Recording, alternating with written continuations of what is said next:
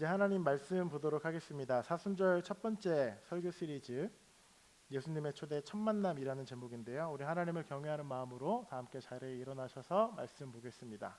요한복음 1장 35절에서 42절 말씀 저희 한 목소리로 읽겠습니다. 시작. 다음 날 요한은 자기 두 제자와 함께 다시 그곳에 서 있다가 예수께서 지나가시는 것을 보고 말했습니다. 보라, 하나님의 어린 양이시다. 그 말을 듣고 요한의 두 제자가 예수를 따랐습니다. 예수께서 뒤를 돌아 그들이 따라오는 것을 보고 물으셨습니다. 무엇을 원하느냐? 그들이 말했습니다. 랍비여, 어디에 머물고 계십니까? 선생이라는 뜻입니다. 예수께서 대답하셨습니다. 와서 보라. 그래서 그 두 제자는 가서 그분이 계시는 곳을 보고 그날 그분과 함께 지냈습니다. 때는 오후 4시쯤이었습니다. 요한의 말을 듣고 예수를 따라간 두 사람 중 한 사람은 시몬 베드로의 동생 안드레였습니다. 안드레는 가장 먼저 자기 형 시몬을 찾아가 말했습니다. 우리가 메시아를 만났다. 메시아는 그리스도라는 뜻입니다. 그리고 그는 시몬을 예수께 데려왔습니다. 예수께서 시몬을 보고 말씀하셨습니다. 너는 요한의 아들 시몬이구나. 이제 너는 게바라고 불릴 것이다. 게바는 베드로라는 뜻입니다. 아멘. 하나님의 말씀입니다. 자리에 앉으셔도 좋습니다. 최근에 이제 한국을 다녀오면서 죄송합니다. 오늘날 이제 새롭게 개척하는 교회들이나 스타트업 사업하시는 분들을 보면서 특별히 소셜 네트워크와 이런 AI에 대한 관심을 부쩍 갖게 됐습니다. 때문에 한국에 있는 꽤 그런 미디어 사역을 잘한다고 하는 어느 한 교회의 담당 사역을 하는 목사님과 함께 줌 미팅을 하고 이렇게 강의를 듣는 시간을 가졌는데요. 저는 그냥 제 인스타그램이나 이런 소셜 네트워크 종종 가족 사진이나 올리고 뭐 그냥 그 정도로 SNS를 하고 대부분은 그냥 컨텐츠를 소비하는 소비자였죠. 그냥 재밌는 거 올라오면 보고 영상도 좀 보고 뭐 그런 거였는데 그런 거를 뭔가 새로운 것을 제작하고 우리 교회나 더테이블이나 이런 것들을 이제 SNS에 홍보를 하는 뭔가 제작자로서 뭔가 교육을 받고 그런 인사이트를 얻으니까 완전 새로운 세상이었어요. 그리고 그 안에 진짜 얼마나 사람들이 미치도록 전력 질주를 하고 있는지 그 사람들을 보면서 이제 배우고 깨닫게 된 거죠. 그래서 그것들을 보면 약간 이렇게 압도되기도 했어요. 그래서 와, 이거 이 사람들은 어떻게 이거 하고 사는 거지? 그런 생각도 들었고요. 그래서 그 안에서의 뭔가 생존이나 경쟁이나 뭐 이런 건 말할 것도 없고 지속적으로 끊임없이 뭔가 컨텐츠를 계속 생각해내고 만들어내고 막 팔로워를 계속 모아가고 결국 영향력을 이렇게 키워가는 그 일인 거죠. 그래서 그것은 이렇게 중간에 경주를 멈추거나 뭐 다른 이상한 짓을 할 수 없어요. 그냥 계속 크기 위해서 전력 질주만 하는 그러한 시장이었습니다. 그래서 팔로워가 떨어질 만한 일을 하거나 그런 행동을 하거나 뭐 컨텐츠를 멈추는 뭐 그런 게으름은 이 시장에서 용납이 되지 않죠. 더 높이, 더 많이, 더 크기 위해서 계속해서 전력 질주하는 그런 시장이었습니다. 근데 오늘 우리가 읽은 이 요한복음서의 이야기를 이 SNS와 뭐 영향력 그런 인플루언서들의 관점에서 한번 읽어보면 되게 흥미롭고 재밌는 부분이 발견돼요. 바로 우리가 처음에 읽은 세례 요한이라는 인물입니다. 세례 요한은 오늘날 우리의 언어로 말하면 그냥 인플루언서예요. 종교 인플루언서입니다. 일단 이 세례 요한이라는 이 사람의 외모와 스토리가 너무 좋아요. 일단 세례 요한은 제사장 가문이었어요. 아버지가 스가랴라는 제사장이었고 그는 본투비 약간 종교인이었어요.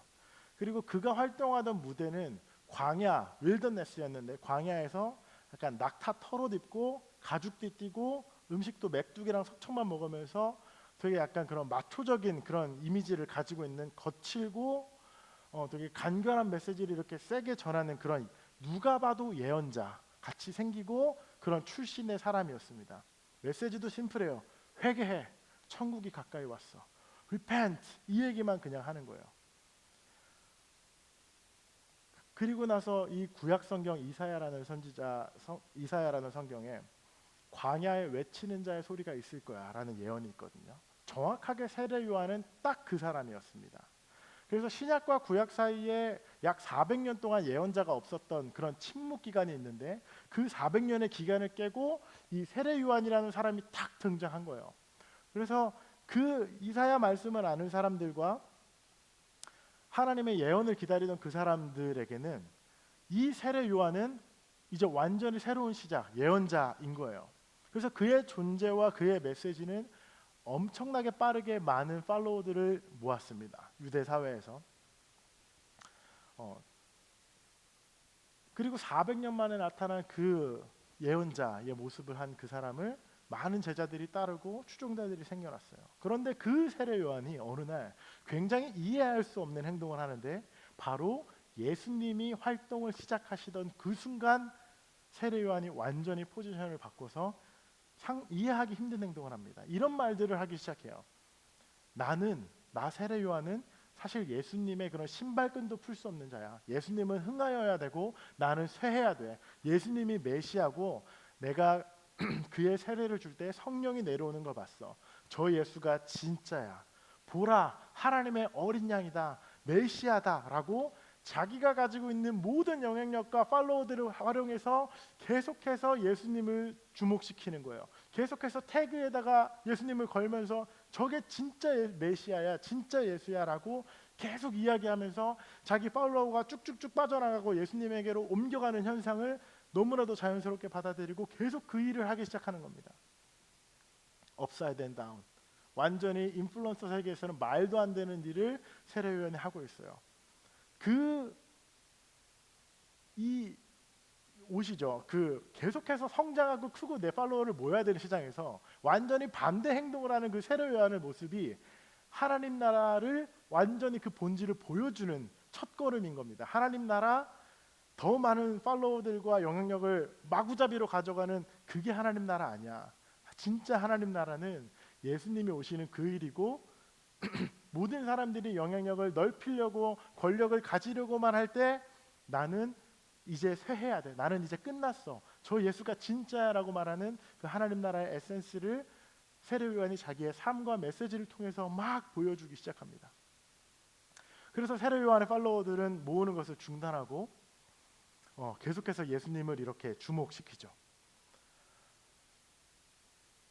오늘날 SNS와 고대 근동의 그 1세기 세례 요한 예수님 당시와 우리가 이렇게 평행선상에 이렇게 놓고 비교를 하기는 어렵지만, 그래도 영향력이라는 그 단어와 그 본질을 생각한다면 인간의 갈망 안에는 그 영향력에 대한 그 thirst가 크게 다르지 않을 텐데, 세례 요한은 세상의 방법과 거꾸로 행동하고 말하기 시작합니다. 이 대항문화적인 카운터 컬처럴한 이 세례 요한의 메시지와 태도가 고스란히 하나님 나라의 메커니즘을 보여주고, 예수님을 어린 양으로 고백하는 이 세례 요한의 짧은 외침 속에는 경쟁과 파괴와 쟁취와 잔혹하고 냉정한 승리, 그 소셜의 SNS의 메시지가 아니라 희생과 낮아짐과 포용과 화해와 숭고함이 그 내어줌이 그 안에 들어져 있는 것이죠. 그래서 세례 요한은 결국 보라 하나님의 어린 양이로다 라고 예수님을 계속해서 주목시키면서 복음이 무엇인지, 예수님이 무엇인지, 새롭게 임한 하나님의 나라가 무엇인지 사람들에게 자기의 모든 영향력을 행사해서 알리고 있는 것입니다. 그 세례 요한의 메시지를 듣고 오늘의 주인공 두 제자가 나오는데, 세례 요한을 원래 따르던 제자였어요. 그 두 사람이 이렇게 오늘 37절 말씀이 이렇게 얘기합니다. 그 말을 듣고 요한의 두 제자가 예수를 따라갔습니다 라고 이야기합니다. 하나님 나라와 구원자 메시아에 대한 세례 요한의 메시지를 듣고 제자들 중 두 사람이 반응해서 예수를 따라가서 움직이죠. 상상해 보시면 그 메시지를 듣는 사람들이, 세례 요한의 그 많은 팔로워들이 꽤 많았을 텐데, 예수를 따랐던 사람이 이 둘뿐만은 아니었을 겁니다. 적어도 십수명의 사람들이 그 이야기를 듣고 봐봐라고 하면 그 많은 사람들이 순식간에 획 고개를 돌렸겠죠. 웅성웅성거리면서 누구? 근데 획 고개를 돌리는 그 많은 사람 중에 단 두 사람이 움직여서 예수를 따르기 시작합니다. 그래서 예수님은 사람들이 자기를 다 쳐다보는 건 지금 느끼고 있어요. 근데 그 중에 두 명이 움직여서 지금 자기를 따라오거든요. 그 사람에게 예수님이 이렇게 얘기해요. What do you want? 뭘 원하니? 왜 와 지금? 어디가? 이렇게 물어요. 근데 제자들이 랍비여, 선생님 어디에 머물고 계십니까? 어디 사세요? 라고 그렇게 질문합니다. 아주 짧은 대화예요. 근데 이 대화에 엄청난 정보들과 의도들이 막 왔다 갔다 합니다.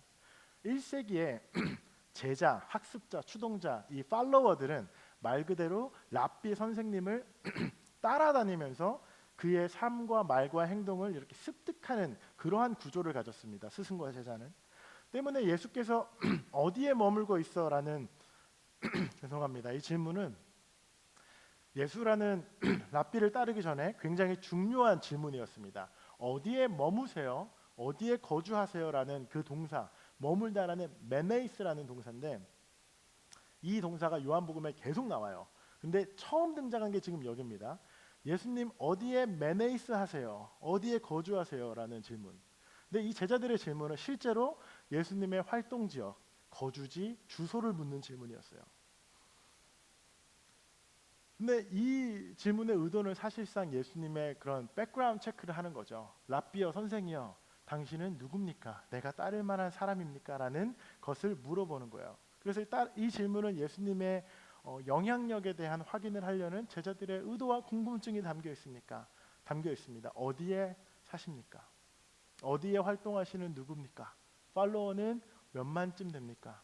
당신을 따르는 코어 멤버, 다른 제자들은 지금 누가 있죠? 로마 제국의 통치를 받는 이 유대 사회에서 당신은 로마로부터 그리고 유대의 종교 지도자들로부터 승인받은 certified 된 랍비입니까? 우리가 당신을 따르면 어떤 베네핏이 있겠습니까? 예수 당신은 적정한 거주지와 지식을 가지고 나에게 제자에게 안정감과 안전함을 제공할 수 있을 정도의 스승입니까? 당신은 메네이스 어디 사시는 누굽니까? 이 질문을 요한의 두 제자가 예수님을 따르는 그 순간 물어요. 그런데 여기서 예수님의 대답이 기가 막히죠. Come and see, 와서 봐. 이렇게 얘기해요. 나 어디 사는 누구야 라고 소개를 한 줄도 안 해요. 그냥 와서 봐 이렇게 말씀하십니다. 자신의 영향력과 지위와 무엇을 제공할 수 있는지 증명해 보라는 그 질문에 예수님은 거기에 대한 대답을 하지 않으시고 그냥 와서 보라고 말씀하세요. 이 머물다라는 이 메네이스라는 단어를 제자들은 로케이션과 장소, 예수님의 지위를 물어보려고 했지만 그러나 이 같은 단어를 예수님께서는 릴레이션십으로 전달하셨습니다. 메네이스, 머물다. 너희는 나랑 머물러야 돼 라는 그 관점에서 와서 봐라고 그 사람들을 관계로 이렇게 초대하십니다. 이 동사가 요한복음에 계속 나온다고 하셨죠. 그래서 유명한 요한복음의 15장 말씀에 너희는 포도나무고 나는 가지야. 너희가 내 안에 거하면 나도 너희 안에 거하고. 그때 사용하는 단어가 이 메네이스입니다. 그래서 예수님께서는 자신의 영향력이나 능력이나 지위나 계층이나 이런 제공할 수 있는 복지들로 자신의 팔로워를 모은 게 아니라 와서 보라. 무슨 일이 일어나는지, 내가 어떤 말을 하고 어떤 가르침을 전하는지 나랑 사귀어 보자. 내 안에 머물러 보자라고 제자들을 그렇게 초대합니다. 그래서 예수님께서는 제자들에게 진정 머무는 것은 장소나 영향력이나 안전함이나 뭔가 그런 복지가 아니라 예수님과의 관계 그 자체에 사실 본질이 있음을 가르치고 계신 것이죠. 때문에 와서 봐라라고 말씀하신 겁니다. 그래서 이 두 제자가 예수님을 따라가요. 도착하면서 예수님과 관계를 쌓고 그 시간을 함께 보냅니다. 그리고 나서 이 두 명 중 한 명이었던 안드레가 이렇게 말해요. 우리가 메시아를 만났다.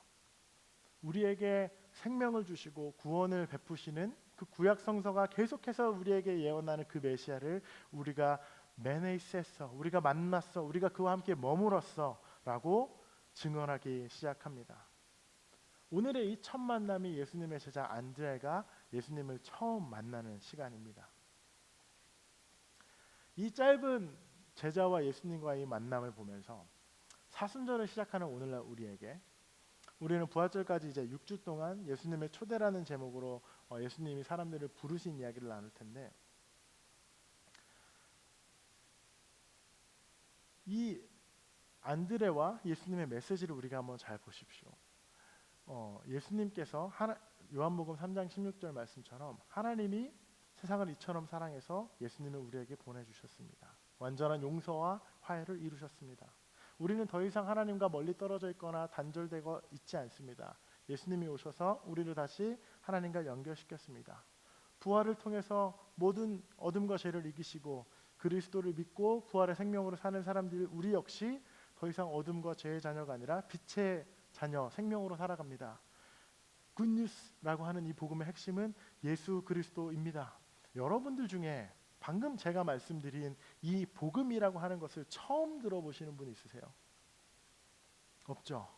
기독교, 크리스찬이티라고 하는 이 기독교의 핵심은 예수 그리스도예요. 우리는 이 이야기를 처음 듣지 않아요. 어쩌면 셀 수 없이 들었던, 뭔가 교회에서 누군가 설교를 하거나 얘기를 할 때 딱 이 예수님과 십자가, 화해, 용서가 나오면 딱 기독교의 클리셰다 이건. 그냥 너무나도 당연하게 교회에선 저 얘기만 하니까.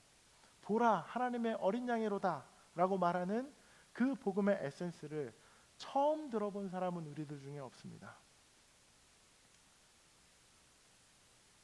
그런데 이 메시지, 이 복음의 메시지를 듣고 여러분은 어떤 반응을 하고 있는지는 우리가 한 번 더 살펴보아야 돼요. 보라 하나님의 어린 양이로다라고 할 때 수백 명의 사람들이 고개를 샥 돌렸어요. 그리고 탁 누구? 저 사람? 저 예수? 이렇게 쳐다보는 수백 명이 있었어요. 근데 그 중에 딱 두 사람만 자리를 박차고 일어나서 그 예수를 이렇게 따라가는 것이죠. 셀 수 없이 많은 사람들은 같은 메시지를 들었는데도 그냥 예수를 쳐다보기만 합니다. 흥미롭게, 꽤 괜찮다고 생각하면서. 보라 예수님의 어린 양이로다, 하나님의 어린 양이로다, 이 메시지가 사실 그 당시뿐 아니라 오늘 저와 여러분 우리에게도 동일하게 주어지거든요. 클리셰라고 여겨질 만큼 기독교에서 너무나도 매번 얘기하는 그 복음의 메시지, 예수님이 우리의 메시아라는 거는 계속해서 우리가 셀 수 없이 들었는데, 여러분은 그 익숙하고 셀 수 없이 들은 그 메시지 앞에 어떻게 지금 반응하고 있습니까? 여러분은 어느 쪽입니까? 그저 고개를 돌리고 쳐다보는 쪽입니까? 아니면 자리를 박차고 일어나 따르는 쪽입니까? 사순절의 메시지, 오늘 첫 메시지의 핵심은 어린 양을 보고 예수를 따르는 것입니다.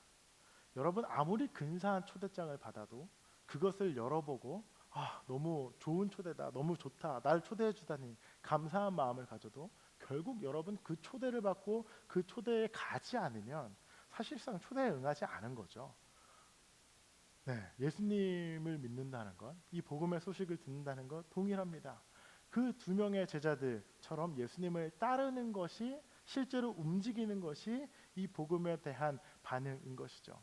그냥 들어서 아는 이야기, 그냥 흥미롭고 따뜻한 이야기, 그리고 정보로서 받아들이고 또 한 번 들었다라고 아는 이야기에서 멈추는 것과 굉장한 차이가 있다라는 것입니다. 우리끼리 있으니까 우리 다 결국엔 알게 되겠지만, 우리 교회에 최근에 생일을 맞이한 한 성도님이 있었어요. 누군지 알려고 하지 마세요. 어차피 다 옆 사람이니까. 그래서 제가 이분에게 크리스마스 선물을 이렇게 드리면서 우리 교회에서 하고 있는 그 양육책을 이렇게 쓱 껴서 줬어요. 그러면서 아무 말도 안 했어요. 그냥 선물인 척 같이 줬어요. 선물은 아니지만. 그래서 이렇게 너무 진지하게 얘기하면 부담이 될까봐 그냥 쓱 껴넣습니다. 근데 이제 한 이틀, 3일 정도 지났나? 이분에게 메시지를 보냈어요. 주신 책 잘 읽어보았습니다. 그리고 만나서 하고 싶은 얘기가 많아요. 언제 만나서 얘기하면 좋을까요? 이렇게 했어요. 응? 지금 3, 4일밖에 안 지났는데 책을 다 읽었어요? 책을 다 읽었어요. 그리고 나서 앞으로 우리가 그럼 몇 주를 어떻게 만나봅시다라고 계획을 하고, 각 주차별로 이분이 그냥 이 책을 읽으면서 또 본인이 신앙생활을 하면서 들었던 뭔가 궁금증이나 뭔가 그런 인사이트들, 또 때로는 잘 이렇게 소화되지 않는 그런 불편한 부분들을 이렇게 다 정리해서 장문의 메시지를 보내주셨습니다. 목사님, 이 챕터에서는 이런 얘기 좀 하고 싶고, 이 챕터에서는 저런 궁금증이 있고, 여기서는 이런 얘기도 좀 하고 싶어요 라고 장문의 메시지를 이렇게 보내주셨어요. 그리고 첫 만남에 그러면 우리가 호세아서를 한번 다 읽고 만나자 라고 해서 다음 주에 이렇게 첫 만남을 하게 했습니다. 저도 이런 양육은 처음이에요. 네. 한편으로는 얼마나 사실 감사하고 기쁜지 몰라요. 우리의 신앙 공동체 안에 누군가가 예수님을 따르는 걸음을 이렇게 떼고 자리를 박차고 일어나서 이제 걷기 시작한 겁니다.